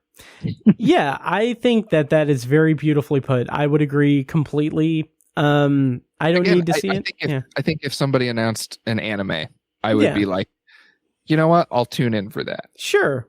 Absolutely. Sounds Absolutely. Interesting. For me, sure, whatever. Again, throughout this entire movie, all I kept thinking was they can, like, maybe don't bother with Mass Effect down the road. Like, just leave that alone. That's fine. Or maybe the adverse effect of this is that someone sees this and sees, oh, okay, well, this type of video game adaptation clearly doesn't work. So maybe we will make a faithful adaptation of something that Matt Hurt loves and has played numerous times. Such as Mass Effect. So we'll see. But yeah, that is our review of Borderlands. That is the feature review for this evening. Yeah, so once again, follow Andy at letterboxd.com/Dandible, and also listen to Odd Trilogies podcast, and go to oddtrilogies.com for his and Logan's writing and podcasting. So that was our featured review, and we're going to go into our secondary review. But before we do that, I'm going to take a quick moment to remind you that if you like the show, please take a moment to follow us on social media and subscribe to and rate the show on Apple Podcasts, Spotify, YouTube Music, or whatever your preferred podcast app is. And don't forget to subscribe to the Obsessive Viewer Podcast's YouTube channel as well, where I'm posting more and more videos, sort of. Most recently, I just uploaded the review of Tarot from months ago, the video version of that. So check that out at the Obsessive Viewer Podcast YouTube channel. And if you're interested in starting a podcast of your own, you can go to Libsyn and use promo code OBSESS when you sign up for a new account. You'll get up to 2 months free depending on when you sign up, and we'll get a commission on it as well. More details on that in the show notes of this episode. And now back to the show. Tell me I view obsessively. And for tonight's secondary review, we're going to be reviewing Cuckoo, which is currently in theaters, released on August 9th, 2024. Andy, do you want to do a non-spoiler review, or do you think we'll go into spoilers for this? I think non would be fine. I think I could say everything I want to say. Perfect. Without spoilers. Awesome. Same here. So the premise, according to IMDb, is a 17-year-old girl is forced to move with her family to a resort where things are not what they seem. Writer and director for this movie was Tilman Singer, and the cast includes Hunter Schafer, Jan Bluthart, Martin Sokas, Jessica Henwick, Dan Stevens, and Mila Liu. And I'm going to play a quick clip from the trailer to bring us into the review, since we're going to do non-spoilers. So here's a clip from the trailer for Cuckoo. How was your journey? Very pleasant, thank you. Good. Gretchen, come say hi. What's up? I'm your neighbor. Haven't heard about you. Why would you have heard about me?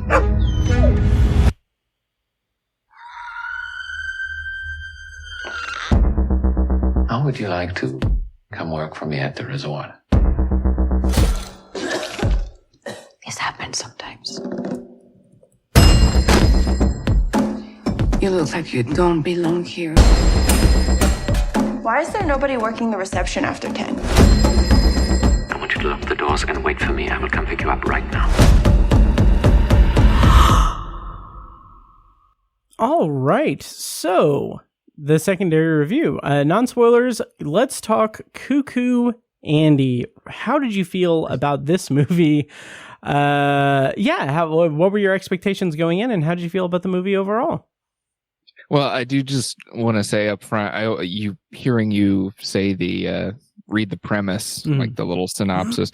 I always think it's funny when movies have like that phrase, something is not as it seems. Yep. It's like such a catch-all. Like, I don't know what this movie is going to be because of that. And I don't not for any effort to avoid it, but I don't often read like movie synopses. I just like watch the trailer or whatever. So it's always funny to hear how a movie describes itself in words. Yes.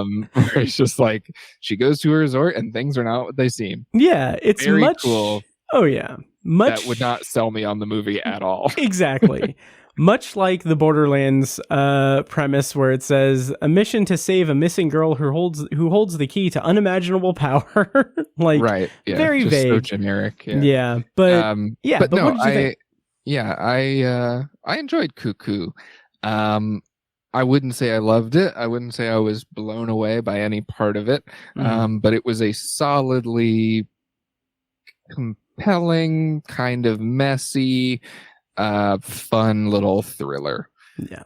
I think Hunter Schafer is a fun lead. She plays kind of a despondent, sort of detached character, but her little moments of like attitude that come through are very satisfying. And yeah, I didn't think like I didn't think this was ever really like scary. I think I like early on when it first kind of tries to be, I was like sort of bracing myself like, oh, is this going to get creepy? And then it kind of never really does. Never really goes for the throat, but I was also fine with that. It felt like more like a little goofy sci-fi thriller with like some slight horror elements in it. And that was fine with me.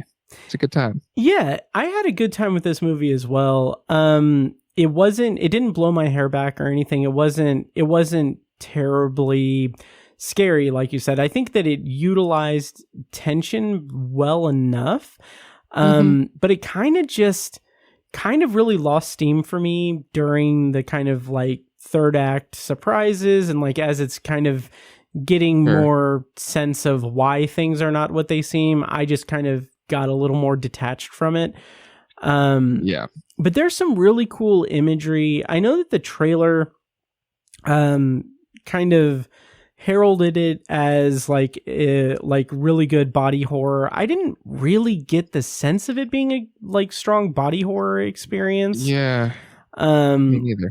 Yeah, like it didn't really emphasize it that much in terms of like conventional body horror stuff, but the imagery itself was pretty solid. There's some really creepy and disorienting sequences that are both part of the kind of scary aspects of it, or the more purposefully terrifying aspects of it that I wasn't necessarily terrified by, but it was going for it. But then also there are disorienting moments where it's just mostly played for confusion. There's some weird like time bendy stuff that isn't time bending in the conventional sense. It's more just it's like trapping psychological somebody in their head, like in a loop inside their head, but they're really, I guess, just standing there. I did think it was weird that, like, since that is kind of the main device or tactic of the monster, that sort of paralyzing people and making them think that they're stuck in a loop. I thought it was weird that we never really saw that from an outside perspective. Like every time it happens, we're seeing the perspective of the character who's going through the loop. And it was like, why are we never getting a sense of what's actually happening here? I mean, I guess early on there's like the scenes of, I think, the little sister like having a seizure sort of, and I guess that's all that's really happening. But it's just weird to me that the movie never really, every time it happens, we're in that character's perspective, even though we've kind of seen this before in the movie like 3 times already. That's a really good point, because like I don't know what that experience is like. I don't know what that experience is like. It was kind of hard to visualize what was happening in the scene in real life, because we never saw outside of that. But I don't know. I thought is the monster called the Cuckoo? I don't know. Like, maybe. Sure, I'm gonna call it the Cuckoo. I think so. I thought it was a fun enough kind of monster for the film. I thought the more we saw of it, obviously, the less scary it got, because it's it's kind of, they're sort of doing. It's not exactly possession, I guess, but it's not like a real, like a monster in the in the traditional sense. I did think the monster was scarier than Longlegs, Neon's other big. That's interesting. Like, I loved Longlegs, and I feel like you weren't a fan. I thought it was fine. Okay. I was not impressed, but I wasn't angry at it either. Gotcha. I loved it. It's actually, I saw it again in the theater last week. And I will say it has the distinction of being, of the 153 movies that I've seen this year, from January to now, it is the one movie I've seen twice. Oh wow. Yeah. So it has that distinction. Obsessive reviewing. Nope. That's the spinoff podcast I'm going to launch next year. It's just going to be reviews of all movies you've seen a second time. Exactly. Yep. Odd duologies.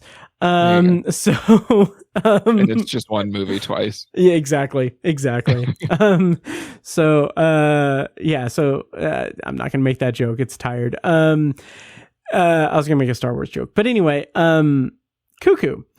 I would say that visually, I think that there are some stylistic choices with the monster in the movie that it looks formidable. It looks scary, especially with that disorienting kind of like shuttery camera thing. Really cool, really, really good. But I think in terms of immersion and tension, I was more invested in Longlegs than I was in this one. So sure, Longlegs definitely gets you into that atmosphere and overwhelms you with that sense of kind of dread way better than this movie does. Oh yeah. There's not a ton of tension in this movie. Yeah. But yeah, I thought like early on when you're just kind of getting glimpses of what's out there in the trees or whatever, it was pretty cool, and you get like really brief shot. I don't know. You can tell in the I'll claim this as not a spoiler because you can tell in the trailer if you pause it that like the villain or whatever is like a person in sunglasses. Oh yeah. The sunglasses that they choose do look pretty spooky in like a short tiny little glimpse. It's like what are it's like eyes distended or something, like, right? And they got the little burning red pupils behind them. Like that's a cool look. And then kind of when the movie gives you extended looks at him, it's like okay, it's a person in sunglasses. it really does squander. It's like the movie doesn't necessarily realize that less is more with the visual of that creature, that character, because by that third act, we're both contending with, for me, a lot of not necessarily exposition, but just a lot of explanation. It is a lot of third act exposition. Yeah, just explaining things and then giving us extended, like it's like the curtain has fallen in terms of like the magic or the tension of the monster. Like we're getting extended scenes with it, and it's just not as creepy and scary because we're seeing more of it, and compounding that with the exposition dump, the just over explaining what's going on. It just felt like I could feel the movie losing steam in the run up to its end.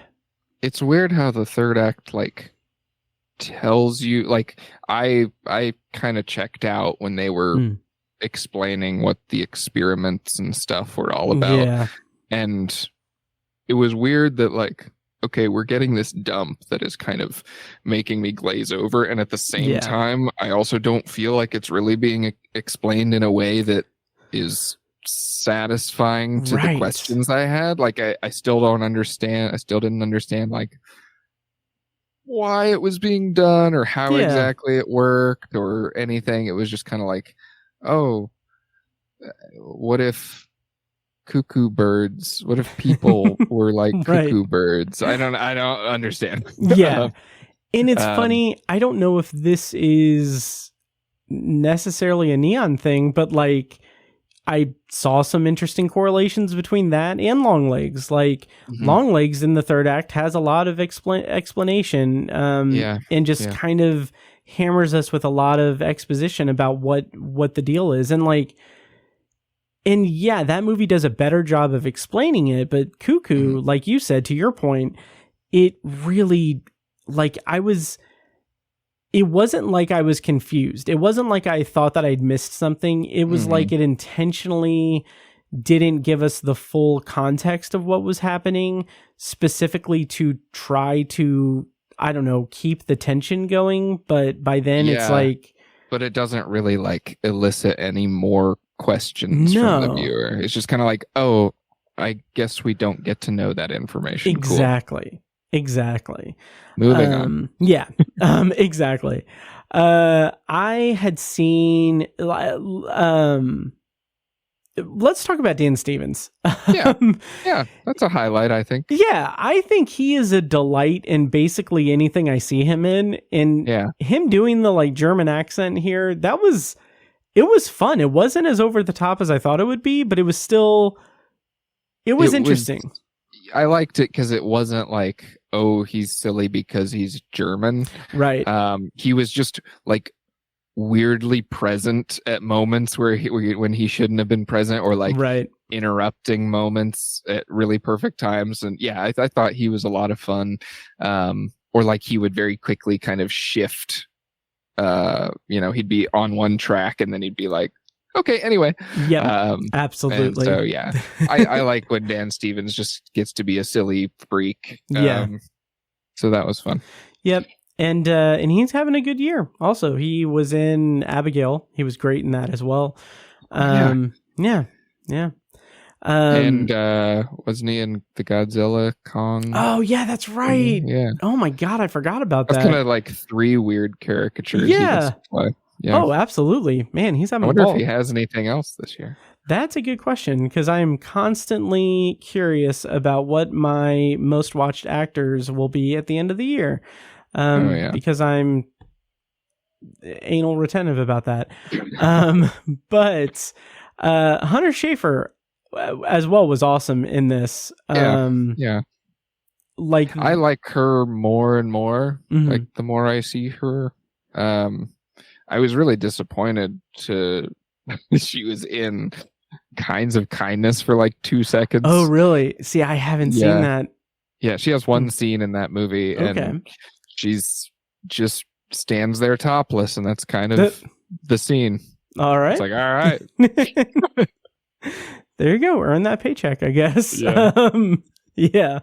I did see somewhere, I may have been Letterboxd, it may have been somewhere else, but talking about this kind of new era of Scream Queens, it was in relation to Cuckoo, but like Hunter Schafer, Mia Goth, Jenna Ortega, Melissa Barrera, just like this new crop of like Scream Queens for like the new final girls, basically, for horror.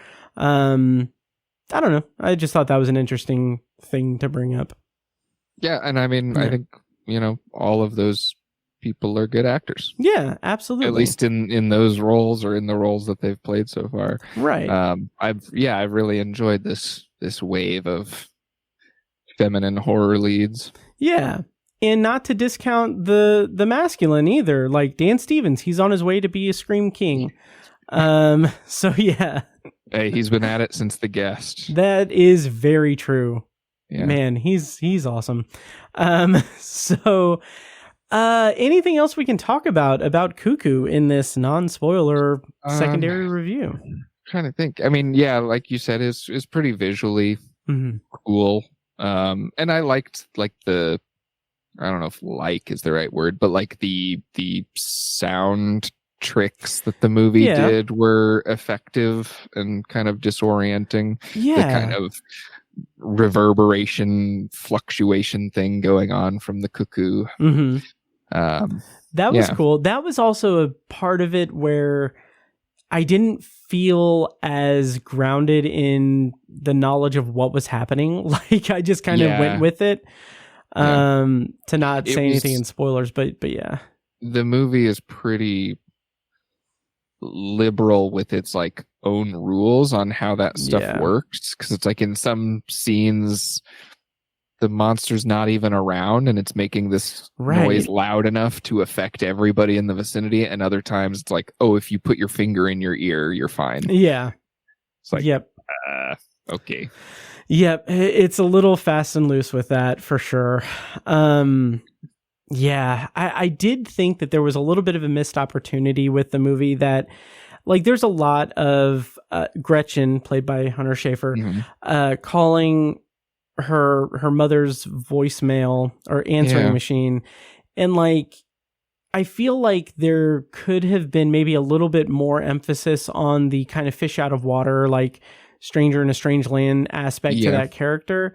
But on the I was just going to say that doesn't wind up feeling like paid off in the end. No. And I also had questions about how it was paid off as well, but that's neither here nor there. But on the flip side of that, I did appreciate that the movie didn't end up emphasizing the grief that she was experiencing, because I feel like that would have been a very tired and played out kind of plot line. Yeah, another movie based on trauma. Another horror movie where the theme is trauma or whatever. Yeah. So even though the explanation wasn't necessarily satisfactory to me, at least they went for something. I'm not sure what that something is, but it wasn't. I thought also the phone calling and that dynamic was one of a few kind of interesting details that the movie puts in there and then does nothing with. Yeah. And not like I don't think it's necessarily in a good way where it's like, oh, that, you're just painting a more detailed picture. It was like, know, they kind of set up the dad to be this more nefarious figure, and then by the halfway point he's basically absent from the movie, and his girlfriend or the stepmom or whatever, it feels like they're putting mechanics in there that are then never used. Right. So I think that's what leads to it, to me, feeling messy, is it's like, it feels like you're putting a lot of ideas in here and not really executing on all of them or most of them. Right, exactly. And like by the end, it's just like, okay, it's very slimmed down and streamlined and straightforward, and that's fine. But it's like, I don't know why we had the other stuff in there. Exactly. And I mean, it's pretty entertaining in and of itself, but it also just, I just wanted something a little more out of it. Yeah. So, any other thoughts on Cuckoo? I don't think so. Nice. All right. Well, that's our review of Cuckoo. I rated it 3.5 stars out of 5 on Letterboxd. Solid all around, little messy here and there, but overall solid and built on the strength for me of the performances, especially by Dan Stevens and Hunter Schafer. What did you end up rating it out of 5 stars on Letterboxd? I gave it the same 3.5. Very solid. Although I could I don't know that I would ever revisit this movie, but I could see myself going down to a 3 just because of the messiness and the fact that I don't think much of it's going to stick with me. But I was satisfied and had a good time, so I was like, just feeling generous. Yeah, I knew Borderlands was coming, so I was like, I better get a good review in here. Yeah. And here's the thing. I saw this the day after I saw Borderlands. And so I think having Borderlands in my recent memory kind of made it more acceptable for me to rate this 3.5 stars. Movies can be good. Exactly. Movies can be anything. I didn't almost fall asleep during this movie, and that earned it an extra half star for me. So that is our review of Cuckoo. Once again, follow Andy at Dandable on Letterboxd, and follow Odd Trilogies on oddtrilogies.com and the Odd Trilogies podcast. Andy, shall we wind down the episode with a bit of potpourri? Sure. Okay, cool. So Potpourri, for those first-time listeners, is a section of podcasts where we wind down the episode by sharing our thoughts in kind of a round-robin style of things we've watched, things we're looking forward to, anything we want, as long as it smells good. And Andy, I am going to bring up the thing that we talked about before. But before that, do you want to get us kicked off with some Potpourri, and I can wrap us up with mine? Sure. Yeah. I mean, I have a little series of my own going at home at the Andy Cinema. Nice. As I prepare for an upcoming, I guess you'd call it watch party film festival with some of our friends. So I'm watching some old John Woo action films. I just watched A Better Tomorrow and its sequel, A Better Tomorrow 2. Both very messy movies with some great action, a lot of friendship and brotherhood happening, and slow-mo and guns and a lot of fun. And so I'm looking forward to watching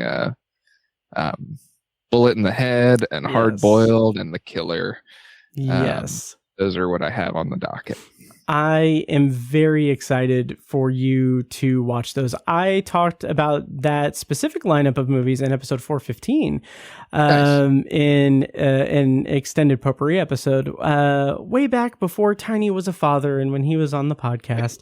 Tiny, if you're listening, we miss you, we love you, and we're glad you're doing the dad thing. So he'll be back soon, I'm sure. But yeah, I'm excited for you. I'm very excited to see what you think of Bullet in the Head and Hard Boiled for sure. Those just blew me away. Loved them so much. So yeah, I'm excited. Yep. Any other thoughts on that, or do you want me to round us out with my potpourri? Go ahead. All right. So I mentioned this a few weeks ago that the Seven Samurai 4K restoration was playing in theaters, and it played here in Indianapolis at the Can Cinema. Andy, you went to a screening of it, not the same screening that I went to, but no. I feel like we were both at each other's screenings in spirit.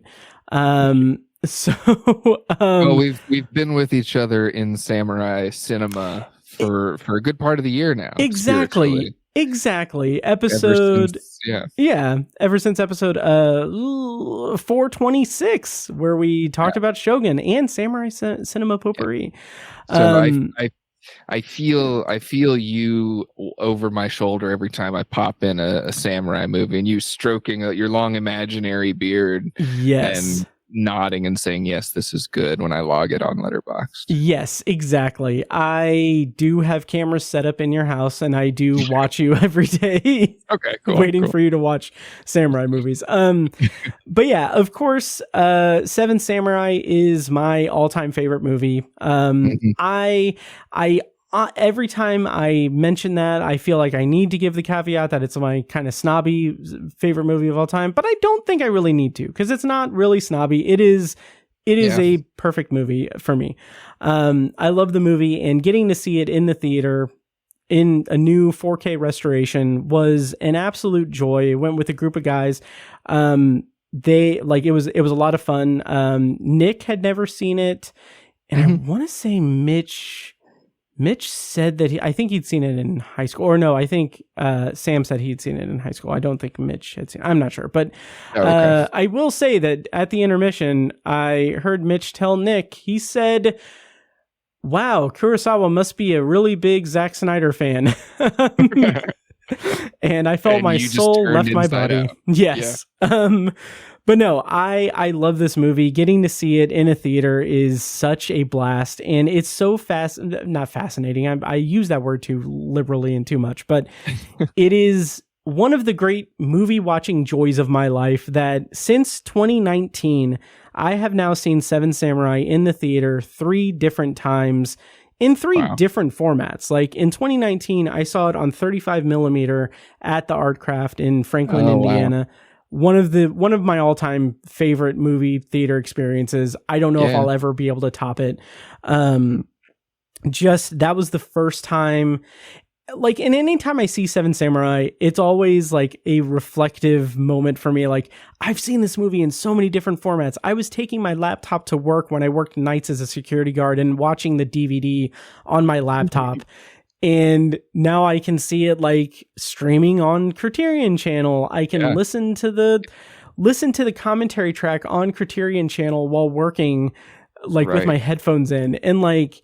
And soon enough, you'll be able to buy the 4K Blu-ray. I was telling Evan after the movie, like, because he's very plugged in with Criterion. He's like, the rumor is that they'll announce it for their November thing, and like I'm like that. Because I'm still on like 1080p, like I need to upgrade to 4K, and I'm like, oh, like your TV and everything. I'm like, that's what's going to push me to upgrade everything is getting the 4K Seven Samurai. But yeah, I've seen it in so many different formats, and it just last year, I think 2022, I saw it at the Can because they had a special screening of it. They did like a what was it? It was something like a special like sake kind of tasting and screening of Seven Samurai. but it's funny that like going through my reviews on Letterboxd for it, I've logged it 9 times, but I said I watched it. So I saw it in November 2022 at the Can. I didn't expect to be able to see it in the theater again. And then when they announced that the 4K restoration was going to do a traveling thing for the theater thing, like you and I, like you had invited me to go to like Cincinnati or something to see it with you. And unfortunately, it was playing at the Can. But I didn't think it was going to come. Yeah. Oh, yeah. Because for the longest time, they didn't have any showtimes. Absolutely. And I was going to say, like when you weren't able to make it to the screening, like I was going to suggest before I knew that it was still playing until like the 8th, I was like, if you still want to go, I'll still go with you, man. Yeah. I thought about following up about that, and then Nick sent me the like the extended showtimes or whatever. Because when they first announced it, not just at Can, but like there was like a website that they put up with all of the theaters around the country that were showing it. Like every theater, it was like 1, 2, maybe 3 nights. Yeah. And then Can announced that they were showing it on like the night that I left to go on vacation. Right. Yep. And then I get back from vacation and Nick's like, "Hey Andy, it's showing for 2 more weeks." Yep. Like, oh, cool. I had considered going again to see it again, just because again, I don't know when the next time I'll be able to see it in the theater is. And like when I logged it in December of last year, when I watched it on Criterion Channel, I said like, this time I'm watching it on Criterion Channel, but I'm hoping it'll play in a theater near me again sometime soon, having no idea that 7 months later I'd be able to see it in the theater. Like, it makes me so happy. And the movie is incredible. How was your experience in the theater, and how did you feel about the movie? Wasn't your first viewing? No, I watched it. Well, so I had seen, I don't think I had watched it all the way through before this year. And then earlier this spring, when Shogun was coming out, I kind of made it my mission to watch a bunch of like classic samurai movies alongside Shogun, and that was one of the first ones I watched. Nice. And then I like forgot to log it, and then you called me out on not rating it, and so I just held off. I was like, I just won't rate it until I watch it again. Once I heard it was coming out in theaters, so I was like, I'll just do that. So a 5-star movie. It's perfect. The viewing experience was great. It was not a full theater, but a pretty well attended screening. Nice. And I went with Logan and our mutual friend Adam. And Adam, I'm actually watching through all of the Zatoichi films with. Nice. I need to get back in. I think you've eclipsed me because you've gotten past Golden Chest. I think we watched 6. Okay. So the next one is number 7. I think Chest of Gold is the last one we watched. Okay, that's the last one I watched. So I'll have to pop those back in and start watching them again. Yeah. But so the viewing experience was great. I mean, I loved. It's been a while since I've been to a movie where they had an intermission. And so that was great. I had a little pee break and everything. And I don't know, man, that movie just, I mean, I'm not going to say anything that hasn't been said before that you don't already know, but like, it's just insane how like not long that movie feels. Right. Like, it's 3.5 hours. And like when intermission rolled around, I was like, I mean, that feels like a reasonable time for intermission, but I don't feel like I've been sitting here for that long. Oh, and I've been sitting there almost 2 hours. Like, it's crazy. And just what Kurosawa was able to do with all of the different legs of the story and never make it feel like you're watching multiple movies slung together. It all just feels, none of it feels excess. None of it feels like blubber. It's so tight, so perfect. And Mifune's great. I fucking love also what's his name? Takashi Shimura? Yeah, Shimura. Yeah. I love him. Oh my god, in all everything I've seen him in. I like. Same. Yeah, I also really liked this time around. I liked. I don't know the actor's name, but the guy. I think it's Heihachi, the wood chopper. Oh yes, Like, yes, okay. He's just a fun little dude who like makes fun of Mifune the whole time. Yeah. Just being a little shitster to the shitster. Yes. And, yeah. So. Oh yeah. I remember like when I was at the screening, I just had like a grin on my face as I usually do. But like Takashi Shimura, he has that like hero shot where he has the bow and arrow and it's just like the rain and he's like like that is like that. This screening reminded me of a time when I saw The Shining in the theater, and I saw this guy. He was seated he was in the row in front of me, and he was waiting for the "Here's Johnny" scene in Shining. And like he was doing it in a very annoying fashion because he was trying to Snapchat video it, and the light was like in my face, and he kept misjudging when it was. So my go-to anecdote about that is that I kept coughing while he was filming it so that I would ruin his thing and thereby also ruin the experience for everyone else. But anyway, whatever. But like in anticipation of that hero shot with Kanbei with the bow and arrow, I was like, this is the moment. I'm so excited for it. Like I was very giddy about it. Yeah. The But, other, like the thing that stood out to me and also stood out to Logan and Adam, they had seen it before but hadn't really noticed, is the Yohei, I think is his name, the like craggly like man who's got a permanent stank face on. Yes. He is hilarious. Oh and, my like, God, yes. Every shot that he's in, even when he's not the focus, he's just in the background making like a old man Norm Macdonald face, and it's like, what is happening? He's just so stressed out the entire time. It's amazing.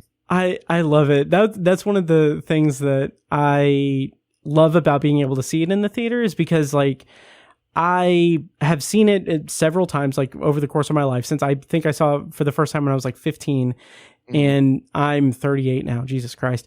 But one of the great joys of that is getting to see it in the theater and getting to see like people react to the comedy of it and react to it in the moment. Like it's a funny movie. It is. It's got hilarious. So many different like comedic elements, and it's like, that's why it's my favorite movie. Is it is this perfect amalgam of basically everything you want in a movie, and it's just so perfectly done that I can't. There's no fault in it. Like I can't find anything to knock it down at all. Not that I would, but also, God, I want a poster of the restoration poster that they have, because it looks just beautiful. Yeah. But yeah, and like I kept thinking like recently, because, and this is a tangent and we can kind of wind down after this, but I kept thinking, because like this has been a big few weeks for things that I love. So like Seven Samurai. Yeah, yes, Jesus Christ. So Seven Samurai in theaters, got to see it. Great, amazing, favorite movie. Then I know that there were other things. Like, I mean, I've seen a lot of like TikToks and stuff about Lost, which is one of my favorite shows of all time, that because it was on Netflix and everything. So people are talking about that. And then my favorite band, Motion City Soundtrack, they released a new song last week, because they have it in the new movie, Dee Dee. Yeah. And I kept thinking, like, after the screening and after like listening to the Motion City Soundtrack song on repeat, I was like, I should get tattoos of all of my favorite things. Like, why don't I do that? And I was like, I could get a tattoo of like the Seven Samurai banner. That wouldn't look weird. On my forehead? No, it'd be a cheap tattoo. But yeah, so I don't know. I'm in that headspace. From Dragon Ball Z. Yes. Sure. I totally get that reference. I don't. Yeah. But stay tuned for me not going through with that thought. But we'll see. A nice thought. Yeah, it is. I've thought for years I'll get like a Dark Tower tattoo, but I just never have. Yeah. But I have a list of like my favorite things from every single piece of media I can think of, like movies, TV, video games, books.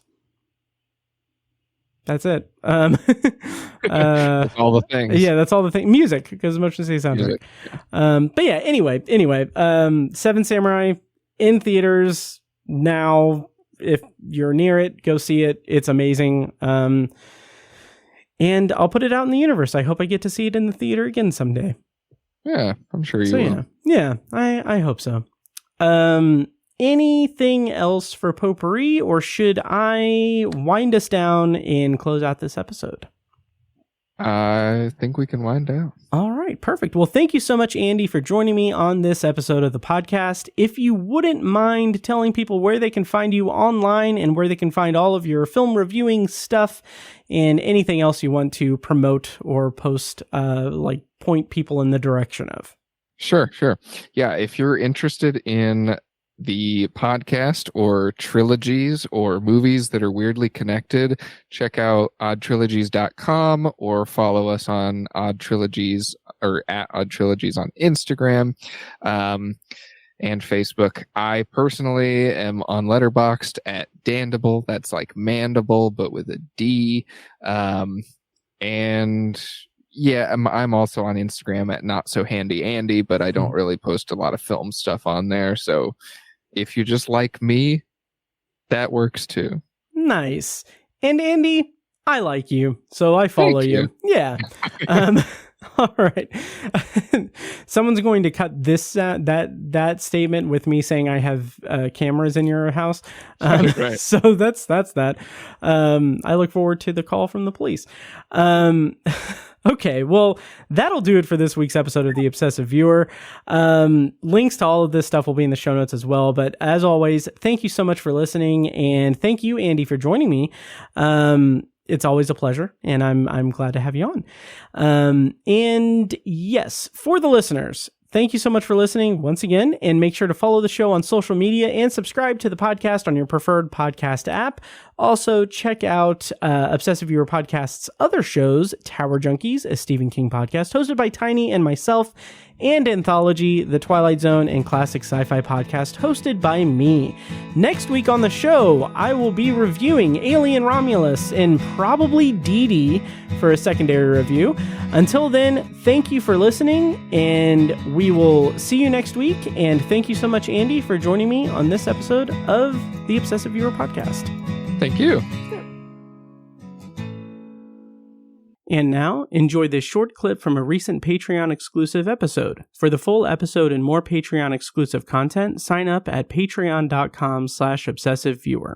Like the story, Danny Coughlin's bad dream, the thing that instigates the entire thing, the thing that begins the whole story, is a bad dream that Danny Coughlin has. He has this psychic ability that is allowing him to see in his dreams the murder scene or the burial of a young woman who's been murdered. That is such an interesting hook. Like it's interesting, and it's kind of, I mean, it's interesting. It's not breaking the mold or anything like that, but it is an interesting like premonition of a dream. But this story is, again, it's like 120, maybe 160 pages long. And there's nothing to the fact that it's not enough, that there's psychic leanings in it and everything. Like that's just the thing that kicks off the story. And then thank you for listening to the Obsessive Viewer Podcast. This episode was produced and edited by me, Matt Hurt. If you have feedback, thoughts on our episodes, or just want to connect, you can email me at matt@obsessiveviewer.com. For more information on this show, including a full archive of our episodes and show notes, visit obsessiveviewer.com. And if you enjoyed the show, please give us a follow on social media and subscribe to us on your podcast app of choice so you never miss an episode. Also, consider rating and reviewing the show on Apple Podcasts, Spotify, and Audible to help increase our visibility and grow our community. If you want to support the show and get early access to new episodes, as well as a steady stream of exclusive episodes, you can join our Patreon at patreon.com/obsessiveviewer. For information on more podcasts presented by obsessiveviewer.com, visit obsessiveviewer.com/podcasts. Our theme song is A Little Mad Sometimes by As Good As It Gets. For more of their music, check them out on Spotify and at asgoodasitgetsmusic.com. Thank you so much for listening, and we'll see you in the next episode. See this episode's show notes for our unique promo code to get up to 2 months of free podcasting service with Libsyn when you sign up for a new account. Get your show on Apple and Spotify, get helpful stats, and all the support you need to sound your very best.